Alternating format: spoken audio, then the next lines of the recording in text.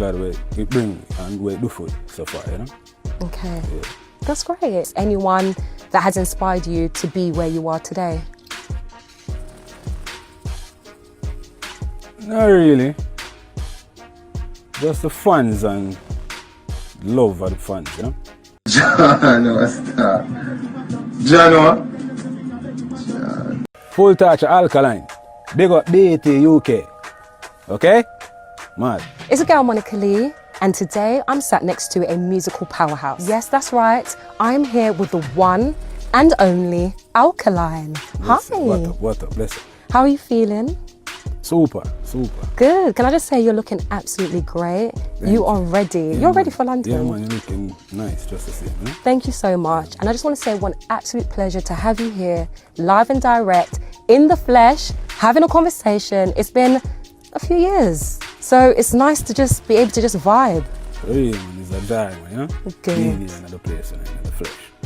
How would you say your sound has grown or changed in 2025 compared to when you first started? Go more in my style as time goes on, you know? Okay. Go more in my own style, you know? Yeah.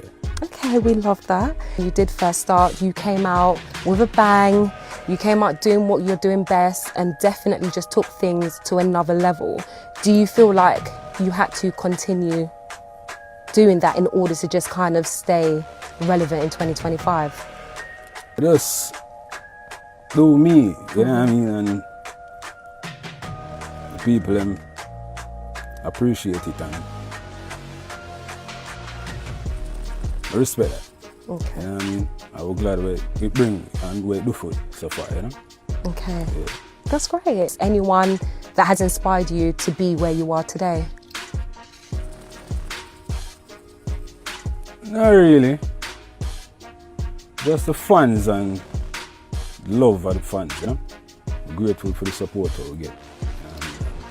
Grateful for everybody who's involved. And I look forward for more, you know? Yeah, and taking it on higher levels, you know? To be fair, just watching you and just seeing how you've grown and progressed and just continue to hit different ceilings, 100%.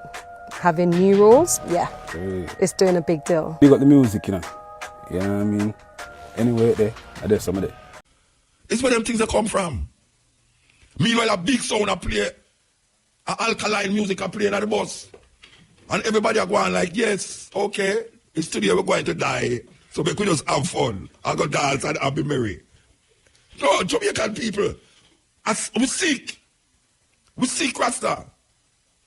There's no way. The people there, all right, I could talk about crime, because everything right now is crime. If you tell a man, if you tell a man, say, Virgin, you're just a bad, or you're in a coaster bus with how much people right about, and you drive up on the road, him say, Muta, but you try though, box full out of man mouth. You know what I'm saying? You try box full out of man mouth, you can't say anything, you know, you're all right, you work higher FM and all them, but how to reach this all? How man not think? How man not think? Disrespectful life. And the way you see the youth them are going, especially in the dance hall. They kind of almost beast-like behavior in the dance hall amongst the youth them. Because the man them not dancing with woman, you know. The whole of the man them stretch out and a dance, and the woman them a cock up them bumper and a dance to show how much them can have the biggest bumper to make the man them see. And when the man a dance with the woman, it's the most beast-like dancing, you see. It's weird, you know. Think about it. Man a dance, them dance with man. Everybody and you know, there's something almost like gay looking kind of dance too. Them a dance. All right. The woman them a dance, them don't dance with no woman. Them don't dance with no woman and them don't dance with no man. Them a show them little solo dancing and them cock up them thing in the dance and that thing. When them decide say them a go dance with one another, when the woman decides to go dance with a man and them it's the most beast-like dancing. You see, the man throw the woman, her foot gone over there, so I'll stretch, with can't stretch. And the man did it so, and the man, yeah, like him a play jackhammer, like him is a jackhammer. I one of them, you know them hammer there where I dig hole. You know, I'm about to be it. What is?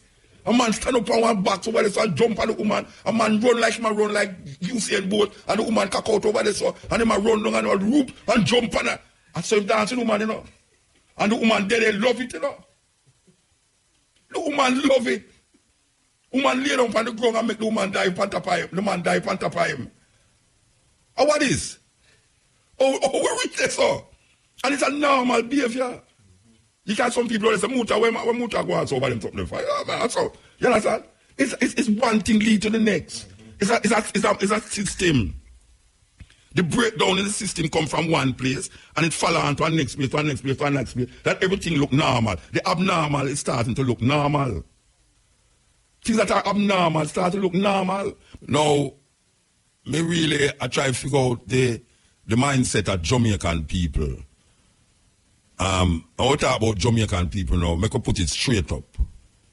We are talking about people who make up the majority of the population now. We're not talking about red people, brown people, uptown people, whatsoever the kind of people they want to call them, educated people. We are talking about really the normal Jamaican who make up the majority of the population. There's something intrinsically wrong with the mindset of the majority of Jamaican people. And something is called indiscipline. Indiscipline. We have an indisciplined set of people in Jamaica where them don't have no etiquette, them don't have no form of understanding about self-esteem, pride, security. And we see laws in place to deal with certain things, but obviously the powers that be, I'm starting to believe, say, even the gun killing we are going on in Jamaica, I am starting to believe that them have this attitude. Well, we hear Sleepy say it. We hear Sleepy say it, you know. I mean, I wonder if it's something where embedded in these people's mind where them say, it's gunman a kill gunman. Sleepy say it. Don't Sleepy say it? Yeah, Sleepy say it's gunman a kill gunman. In other words, look at now. Uno don't bother scared. The gunman never come for Uno. It's gunman a kill gunman. But here now. I want to tell Sleepy something, you know, say, you have something named collateral damage in a war. And even though we're not in war now, but the majority of people who the gunman kill, just like our ISIL, the majority of people that ISIL, that Islamic terrorist group, the majority of people that the Islamic terrorists them kill is Muslims.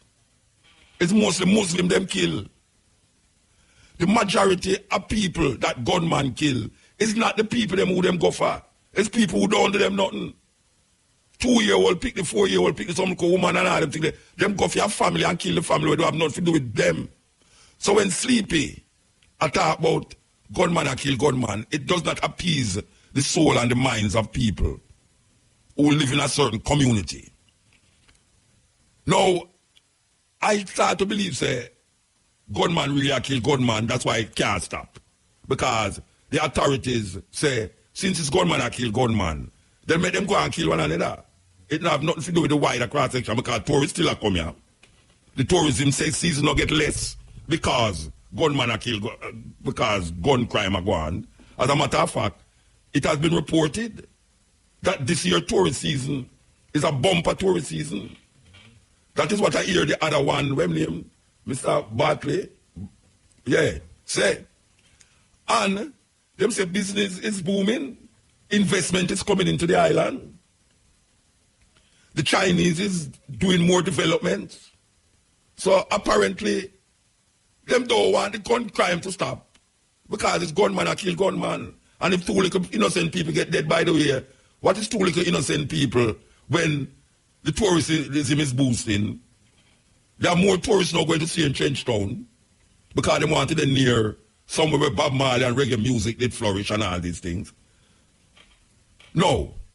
May I say to the majority of Jamaican people now, who is poor people, what is it that poorness have to do with nastiness? I don't know. A Raytown me come from. I come from Raytown. Patters Road. I used to live at 19 Patters Road. When I like a picnic, I live at 19 Patters Road with my mother. Me and her alone live. You see when my mother cleaned the floor with her red oak and the polish and use a coconut brush and shine the floor, you could have dropped butter upon the floor. You got to take up the butter and eat it. You see when you look on the yard, a dirt you sweep, you know. No little leaf because we have a mango tree in there, no leaf, not there round nowhere. You see garbage. We don't know about garbage and throw away in a yard and throw beside the gate, you know. That not happen. With garbage there in front of my mother yard. And I'm not even for yard, I rent shop here, you know. And a tenant yard. We live in a. I'm not saying about weird. How is it that poor people, the majority of Jamaican people at this time, yeah, so nasty? How is it that a man a driving a taxi and I eat him curry goat and rice in a styrofoam box and I drink a box juice in a box and then end up done eat it and throw it through the window, Rasta? Click it. Yeah, this is the stepping razor. So we'll come back to this nasty thing, yeah. Because it's mind-boggling that the majority, I mean I say the minority now, it's mind-boggling that the majority of Jamaican people, especially poor people, will live in the poor communities, them relate to them environment the way how me say them relate to them environment. From the program I start on the radio, we are talking about how we say, man, I drive on the road, and him just say, hold on the driver, me want peace. And him just jump out of the taxi, like a dog. Him go up on the people, them light posts, go ratting the people, them light posts. That look at them start put concrete light posts and all. Woman, same thing. A woman just jump out of the car, cock out of the darkness, and I do a shadow, and just go on like nothing happen. You see man I sell food on the roadside, a peel cane and a chop jelly, and I sell chicken and this and that. And you say, but weird. When him want to pass and urinate, where him go? And when him get water for wash him and all him something there. And every day you up on the radio, oh, wash your hand clean and empty all this and that, cause the mosquito chicks and the mosquito that and mosquito. Watch a man. Most Jamaican people not have no consciousness about them surroundings. Because you can't see some of the women them, you know. Some of the women them have on the fingernail will cost enough money. The hairstyle will look like Beyonce. And them not smell good. Them don't smell good. You go beside them, you have to move. I mean, I be facetious about these things. It's like a well-kept tomb where you put all sorts of wreath and the flowers look pretty upon it, but inside is dead. Me not understand. That's what. No, I don't want to say this, maybe I should have called her my wife, make she talk about that part, yeah, because she have a thing to say about why certain woman smell certain way, and because, them, me never want to talk about that part, but me go back to this part, right? When we go back to this part, because you can hear me on the road coming and that law going to free up the whole of Jamaica now, which is start saying, but hear me say now, because this is a serious thing. People, the majority of Jamaican people in Jamaica, them spend time mostly for how them look than how them feel and how them smell and how them think. Them no business about the thinking and the feeling and the smelling, because it's them thing they relate to your senses, you know. Senses. Smelling is a sense. You understand? Tasting is a sense. You know, you want to feel. It's a sense. So it's you say somebody have on the pretty clothes and the pretty clothes. And then them sit down in a car and a drink and just throw the thing outside, that's all. And them feel good.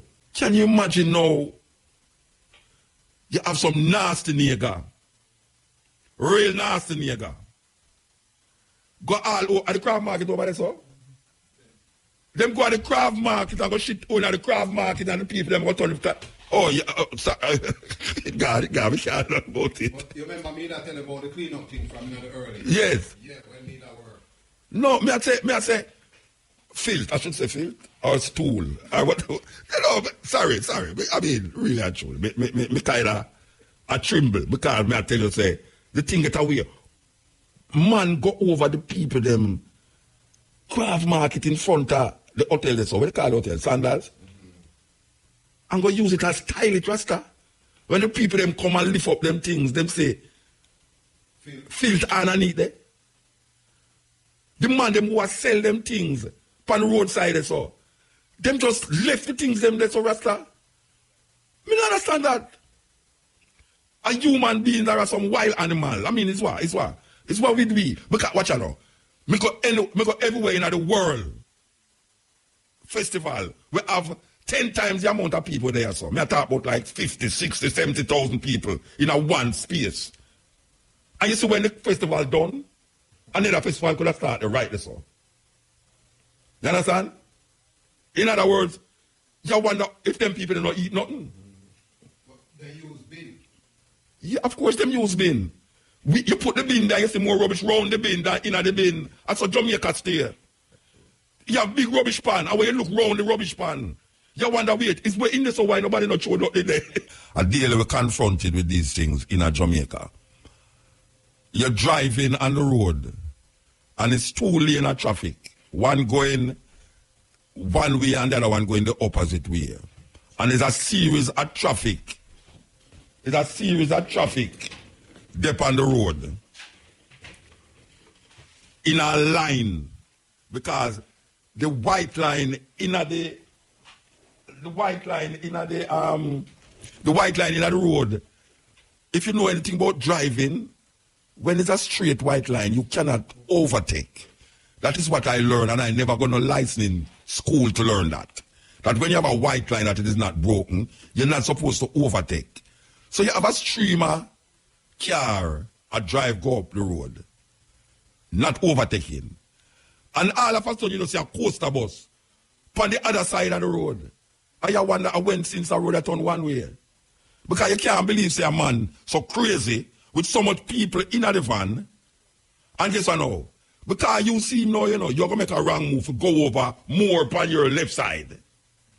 Which sometimes you really realize, but we have to go over too much and I have to come back. But then now you realize, boy, this man, he might race another coaster bus to go reach at the next stop. And you know the problem with it now. When them overtake you on the wrong side of the road, you know, the people them who come have to go over on the sidewalk. Come see that happen to a man, you know. The man have to crawl, him car have to go up on top of the sidewalk, you know. Because him realize that the man have come straight at him. And you see when them overtake you, you will hurt me now. You see when them overtake you, somebody down on the road and wait for the bus, you know. And them just come stop right in front of everybody.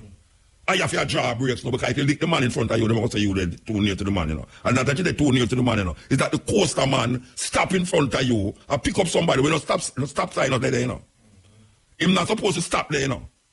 And you see when him pick up the person, and you overtake him now because him stop, it's him that again by your tail now. Because him see the next coaster bus and drive fast, we go down the sun out, so him have to go catch up back the coaster bus. It's where them things that come from. Meanwhile, a big sound a play, a alkaline music a play in the bus. And everybody are going like, yes, okay, it's today we're going to die. So we could just have fun and go dance and be merry. No, Jamaican people, we're sick. We're sick, Rasta. There's no way.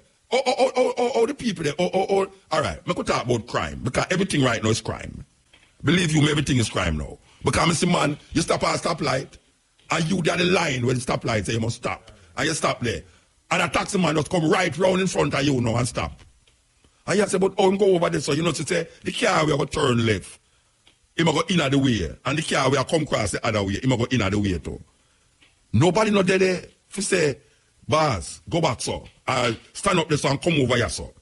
Because the police them is never around when certain things supposed to take place. Here them a talk about, them a go stop people, them a have more duty on bike. How the hell duty on bike a go stop accident? What is foolishness? Who said that? A Sleepy? A Sleepy I said about duty on bike. Duty on bike not going to stop accident. What going to prevent a whole heap of death from the bike is to make the law run its course. You must have on a helmet when you drive. When you are on bike. You can't have a woman on a bike with her bumper out a door. And when breeze a blow, you see everything underneath there and when underneath there. And I hear go, and the man just go through the bike, you gotta go through. And none of them have on a helmet. And boof, car crash. Bike lick up, boof. 2 people dead. You wanna say, boy, right now, the helmet save life. I'm telling you that bike people. Helmet save life. Because most of the time when a bike man crash, I'm Eddie Malik. I just think that the people them are idiots, why they say must wear helmet. Them are no idiot, them know what will happen when a bike crash. They are 2-wheel it depend, and a tricycle. A 2-wheel the bike depend. And them have a way if you go between the you know much time. I'm afraid when I see a bike man nowadays, you know. Yeah, because he might come, because you look by your rearview mirror and you see him come through the tool, the little traffic there, and I say, please don't make something happen. We are going to come too much over that side, you know. Because the youth here, really and truly, is a death wish him have. Aye, sir. I tell you. So you have a one named Alan Martin now. Alan Martin go around the place. He said, Mr. UNI here. He is more Marcus Garvey than everybody else. And go around and match up every kind of meeting we keep in Jamaica as it come on to Marcus Garvey. And come down here now, come disrespect the little daughter them down here so. But I refer I bring too much foreign speaker and all them things. Even I immediately said, we realize that the thing say Pan-Africanism. Pan-Africanism mean all African, you include all Africans. Whether them come from America, Africa, Caribbean, or wherever them come from. And most of the speakers them were not American. Most of the speakers them was Jamaican, just that them live outside of Jamaica. You never even know that. The main speaker them, Julius Garvey, is a Jamaican who live outside of Jamaica. The head of the UNI here is a Jamaican who come from Grand Spain. The bishop lady from England is a Jamaican who live in England. And him come up here, come create whole heap of excitement down on the place. Him lucky say I never outside when him create a problem. Because him a disrespect the little daughter them. And the little daughter them, they're used to him. I don't know, say he's a brother who go all over the place and create problem for everybody. Where he say he's more Marcus Garvey than everybody else. It's a terrible brother that. Terrible brother. I hear somebody that, you know. Alan Martin, him name, you know. He hears. The man feet need to get a life and a wife. Yeah, man, him need to get a life and a wife. Because him life is just going around and making mischief in all the different meetings. I can't forget the year when my mother used to work in a bookshop and him coming there and disrespect my mother. I have to run him down and then go down Dumfries Road when look at him, I never catch him in a rasta. Yeah, man, my mother, disrespect my mother. Him say, from that, I have him off, you know, but him never remember say, I have him off from them time there, and the man is end up at things when I keep, you know. He mash up one program when I did have up at university one time, you know. And him come down here the other day, and I disrespect the program down here, son, and I tell Cabo, say, tell the security to throw him outside. Because if me without them, I throw him not outside through the gate, I throw him over the wall. Total disrespect. Total disrespect. The same youth name Alan Martin I talk about. I call him name on the radio because most Jamaicans know say he's a little disruptive boy where just go all over the place and go like say, Mr. Marcus Garvey, it's a Marcus Garvey this and Marcus Garvey that. And do have no respect. No respect for the ones them who is doing something to aid in his thinking where him only think. And him is one of them who litter the place by just being here. You know, it's a terrible thing, man. I don't understand it. It's like what them call anarchy. You do what you want to do. There's no central authority. There's no governance. There's no authority that is guiding the people. Them go to church and it's the same thing. The church now come like funeral, you know. Church come like funeral because you see some woman that wear some things go to church and all that you say, but wait, it's where I go on. Because the same clothes them wear a dance Some of them look like them a come from dancing Saturday night and just go at church Sunday morning. I mean, I say, what weird? How the thing gets so? God asleep. And God love dancers nowadays. Like how me love Lisa Anna. Oh gosh, man. We never talk about Lisa Anna. Whoa! Yes. You see it? You see it now? You see where I mean? And so they said me, you know. Eh? It's like everything just get away, brethren. Everything get away. I mean, me know say Lisa Anna not dress that way up on road. But how she dress on the beach, you know. Me see woman on the road look so, you know. All them have over it's like a mesh thing over when she have on, you know. So she up on the beach with that. Me not to mind that. You know, say it. You know, I wonder how long this thing can go on still. You know, we don't know if it can go on too long. It can't second time she do it, you know. But this time it's more brazen, you know. Yeah, man. How long ago she do that? How long? You remember the father when it come out then, see it? How long it come out? It come out with it again. No, we are saying how long, no easy, you know. Oh, oh, like say, look at how. Don't disturb the man, them mind, you know. That is where I'm saying them to look here. You see when you look like that as a public figure, why me I tell you that figure the public for true. You know, see, you see when you have that figure, how long you think that can hide? You can't hide that the figure for how long. You understand?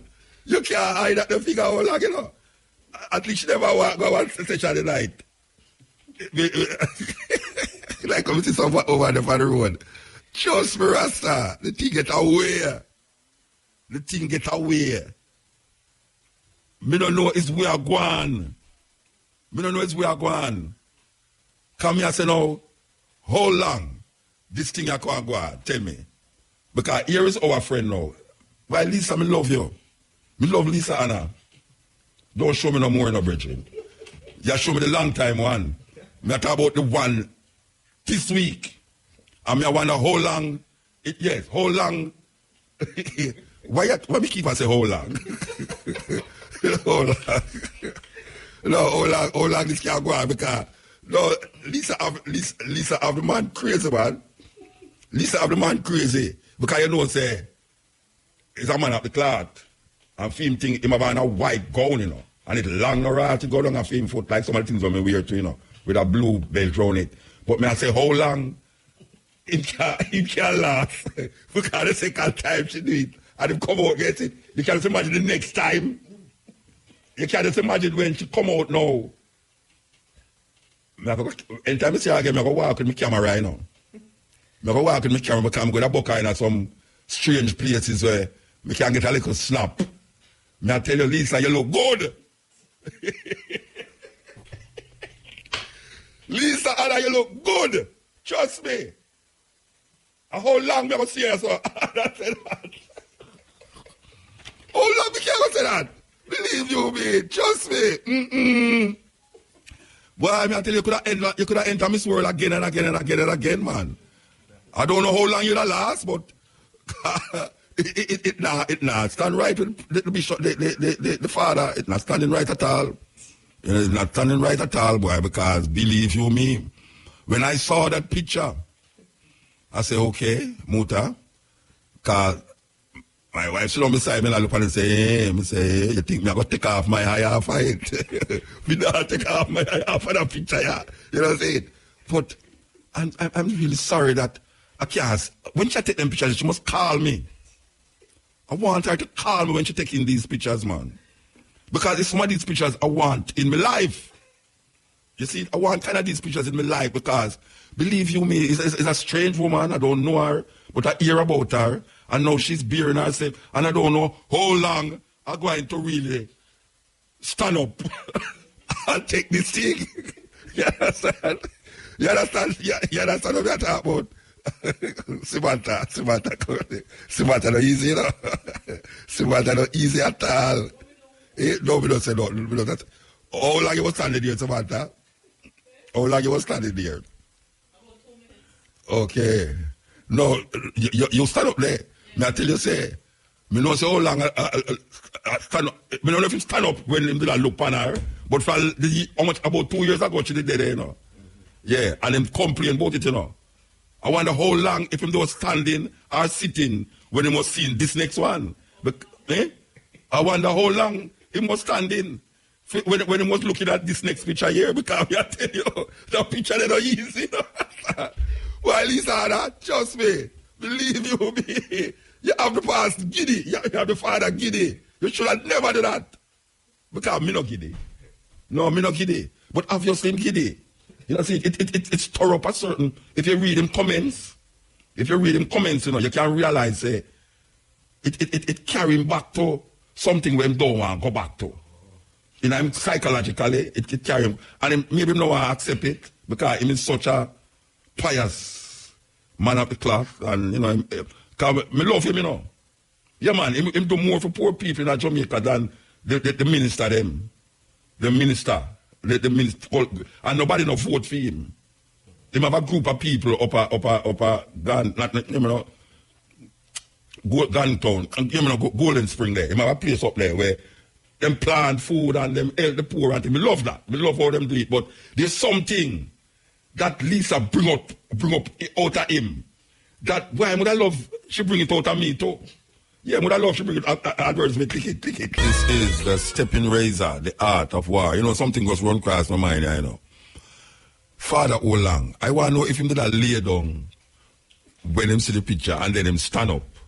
Because really and truly, we don't know how. It's an Instagram picture. It never comes out of the green. The picture comes out of the green. It comes out of the star. The person who show father that should be arrested. Believe you me. Anybody who show father that picture should be arrested. Because I can just watch father lay down and somebody just come in and say, Father, you have to see this. Him say what? Him say it's that young lady again, you know. She's at it again. Oh really? Let me see it. When him look at it, him just stand up immediately and say, oh my God, this is getting from bad to worse. And his mind started to twinkle. Them should arrest the person who show father that. Trust me. Them should arrest him. Anyway, maybe it's a woman show him. I don't know. Maybe it's a woman show the picture. Short history about Amy Ashwood Garvey, Marcus Garvey's first wife. So I want to repeat that broadcast here now. Very, very, very in-depth. Welcome to Jamaican Roots and Culture. I'm Pat Clark. Women are known to play valuable roles in the lives of men. Arguably the greatest black philosopher ever, Marcus Mosiah Garvey, had the honor of sharing his life with two women. Coincidentally, both had the first name Amy. Let's look at the role of his first wife. Amy Ashwood Garvey was a Jamaican Pan-Africanist, activist, director of the Black Star Line Shipment Corporation, and founded the Negro World newspaper. She was married to Marcus Garvey between 1919 and 1922.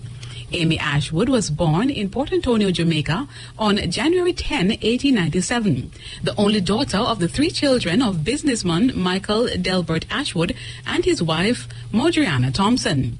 As a child, Amy was told by her grandmother that she was of Ashanti descent. Taken to Panama as an infant, she returned in 1904 to Jamaica and attended the Westwood High School for Girls in Trelawney, where she met Marcus Garvey, with whom she founded the Universal Negro Improvement Association, UNIA, in 1914. Amy Ashwood organized a women's section of the UNIA, and in 1918 she moved to the United States, where she worked as Garvey's aide and as a secretary of the UNIA's New York City branch. Amy Ashwood and Marcus Garvey married on December 25, 1919, but the marriage quickly broke down, ending in divorce. Garvey divorced Ashwood in Missouri in 1922 and quickly married Amy Jakes, Ashwood's former roommate and maid of honor. Amy Ashwood reportedly never accepted the divorce and contended to the end of her days that she was the real Mrs. Garvey. Ashwood became a director of the Black Star Line Steamship Corporation and founded the Negro World newspaper. She moved to Great Britain, where she struck up a friendship with Lapido Solanke. Together, they founded the Nigerian Progress Union, and she later supported Solanke's West African Students Union. But in 1924, she returned to New York, where she produced comedies with her companion Sam Manning, a Trinidadian calypso singer who was one of the world's pioneering black recording artists. Among the productions was Brown Sugar, a jazz musical production at the Lafayette Theatre, which featured Mannings and Fats Waller and his band. In 1934, Amy Ashwood returned to London and with Manning opened the Jazz Florence Mills Social Club, a jazz club on Carnaby Street which became a gathering spot for supporters of Pan-Africanism. Amy Ashwood helped to establish the International African Friends of Abyssinia with C.L.R. James, the International African Service Bureau with figures like George Padmore, Chris Brathwaite and Jomo Kenyatta, and the London Afro Women's Centre. Amy Ashwood spent some time in 1939 in New York, then went to Jamaica, where she and other prominent people formed the short-lived J.A.G. Smith political party. In 1944, Amy Ashwood again returned to New York, where she joined the West Indians National Council and the Council on African Affairs, and also campaigned for Adam Clayton Powell, Jr., a U.S. politician. Amy Ashwood Garvey chaired the first session of the 5th Pan-African Congress in Manchester in 1945. In 1946, Ashwood moved to Liberia for 3 years, where she began a relationship with the country's president, William Tubman. Whilst there, she researched the conditions for women in Nigeria, and she gave talks to women's groups there. She then returned to London, helping to set up the Afro People's Centre in Ladbroke Grove in 1953. Amy Ashwood was a friend of Claudia Jones and was on the editorial board of the Brixton-based West Indian Gazette, founded by Jones in 1958. In the wake of the Notting Hill riots in 1958, Amy Ashwood co-founded the Association for the Advancement of Coloured People. In 1959, she chaired an inquiry into race relations following the murder of Kelso Cochrane in London. According to Mrs. Garvey, her grandmother told her that she was a descendant from Jobin, and that her grandmother was in fact a captive from Jobin. In 1924, she met J.B. Dacroix in London and told him her grandmother's story, and Dacroix confirmed to her that Jobin is in fact an Ashanti city-state. 15 years later, Amy Ashwood also met another Ghanaian barrister, Kwabena Kese. In 1946, Barrister Kese took Mrs. Garvey to Joven, leading to the verification of her Granny de Baz account. The Ashanti people are commonly known to Jamaicans as the freedom fighters that fought against slavery and oppression. The national heroine Nanny of the Maroons is also an Ashanti queen. Many Jamaicans, even non-Maroons, can also make accounts of having family of Ashanti descent. Amy Ashwood Garvey returned to Liberia in 1960, but was back in London 4 years later and spent the next 3 years mostly in Jamaica and Trinidad. In 1967 to 68, she toured the United States. With failing health, she returned to Jamaica in 1968 and died in Kingston on May 3rd the following year, aged 72. Amy Ashwood Garvey was buried on Sunday, May 11, 1969, in Kingston's Calvary Cemetery. And now to end Jamaican roots and culture, here's our famous quotation from the Black diaspora. The friend of a fool is a fool. The friend of a wise person is another wise person. A proverb from the Hosea tribe of Africa. For Jamaican roots and culture, I'm Pat Clark.